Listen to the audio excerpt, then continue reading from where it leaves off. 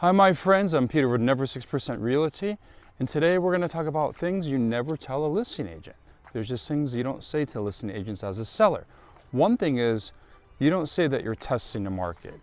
The other thing that you don't want to say is that you're in no hurry to sell unless you get your inflated price.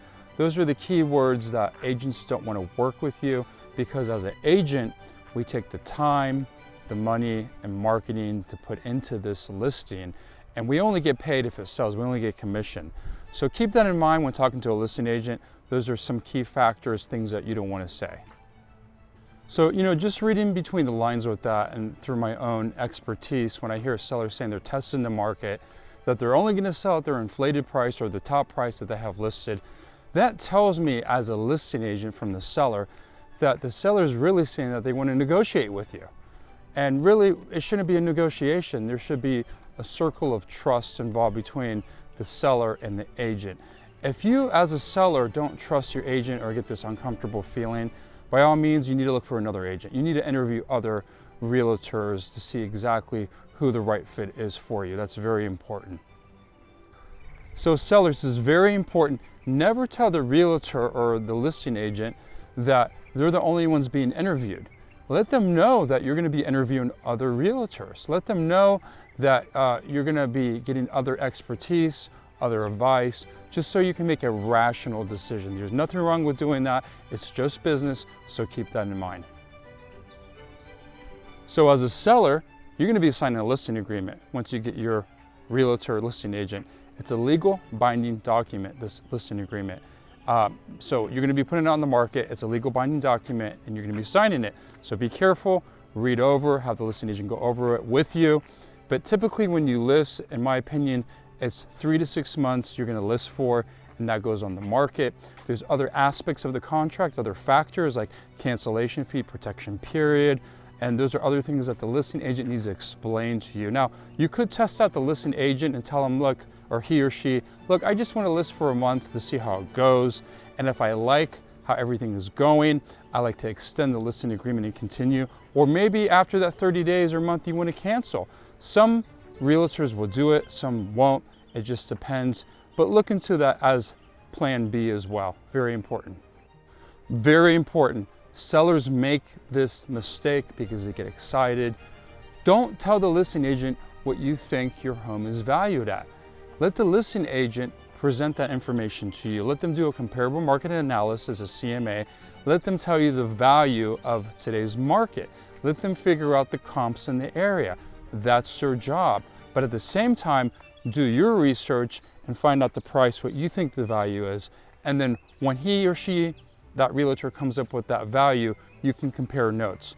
But in the very beginning, I want to tell the listing agent what you think the house is valued at. And if they ask you, just tell them you don't know. A very common question sellers ask realtors, is it a good time to buy or sell? Well, that's very subjective. Really, they're going to say yes. The realtor is going to say it's a great time to sell or buy. Well, it comes down to you as a seller, your personal preference, the reasons behind it. Everyone has their life journey, their story, and you got to figure that out. The best thing I tell a lot of sellers is this is a market, but sit down and do the pros and cons and the reason why you want to list and sell your property. It is a very big decision. This is actually one question you need to ask the realtor, the listing agent, is what are you going to do with my property? How are you going to market it? How are people going to see it?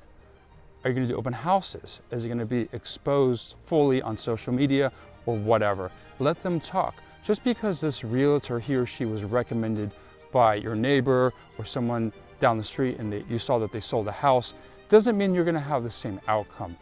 There could be other factors involved, or why they sold a house, or the reasons why they might not be able to sell your house.